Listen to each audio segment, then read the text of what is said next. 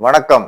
உங்கள் மாயா ஆஸ்ட்ரோ காலபுருஷ தத்துவத்திற்கு 5ஆம் வீடான சூரிய பகவான் மூலத்தில் குணம் பெற்று ஆட்சி பெற்று சூரியனை ராசிநாதனாக கொண்ட சிம்ம ராசி என்பர்களுக்கு இது நாள் வரை 7ஆம் இட சனியாக கண்ட சனியாக கும்பராசியில் சஞ்சரித்து வந்த சனி பகவான் நிகழும் விசுவாவசு வருஷம் மாசி மாசம் 22ஆம் தேதி வெள்ளிக்கிழமை காலை 8:24 அதாவது பார்த்தீங்கன்னா ஆங்கில தேதி பார்த்தீங்கன்னா 6/3/2026 என்று சனி பகவான் பூரட்டாதி 3 பூரட்டாதி 4 அதாவது கும்பராசியிலிருந்து குருவின் வீடான மீன ராசிக்கு அட்டமத்து சனியாக 8ஆம் இட சனியாக சனி பகவான் சஞ்சரிக்கக்கூடிய காலம்.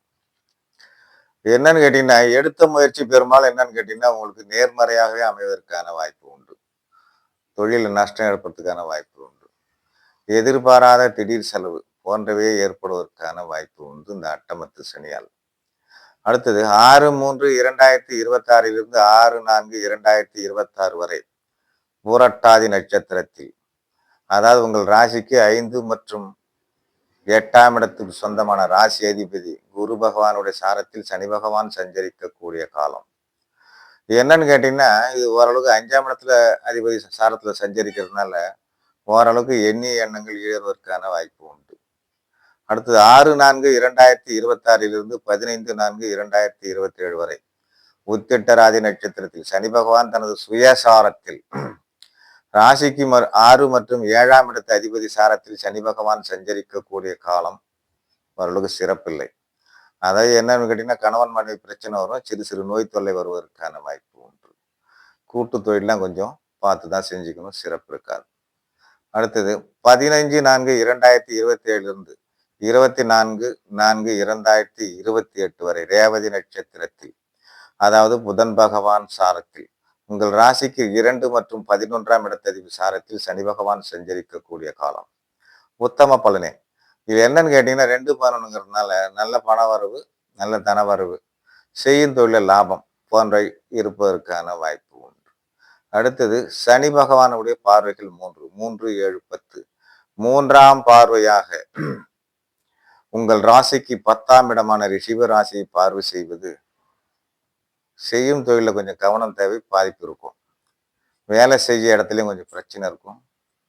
வேலையில் இருக்கிறவங்க பதவியில் இருக்குங்க பதவி உயர்வில் கொஞ்சம் தாமதப்படுவதற்கான வாய்ப்பு உண்டு. ஆக மொத்தம் உழைப்புக்கேற்ற ஊதியம் கிடைப்பதற்கான வாய்ப்பு உண்டு.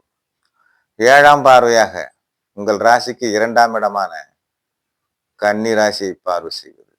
அப்போ என்னன்னு கேட்டீங்கன்னா 2ஆம் இடத்தை பார்க்கறதுனால வரவுக்கு மீறிய செலவு ஏற்படுவதற்கான வாய்ப்பு உண்டு.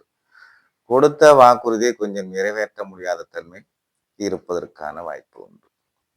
அடுத்தது 10ஆம் பார்வையாக தனுசு ராசி அதாவது உங்கள் ராசிக்கு 5ஆம் இடமான தனுசு ராசியை பார்வை செய்வது இப்போ என்னன்னு கேட்டீங்கன்னா பூர்வீக சொத்துக்கள்ல கொஞ்சம் பிரச்சனை இருப்பதற்கான வாய்ப்பு உண்டு.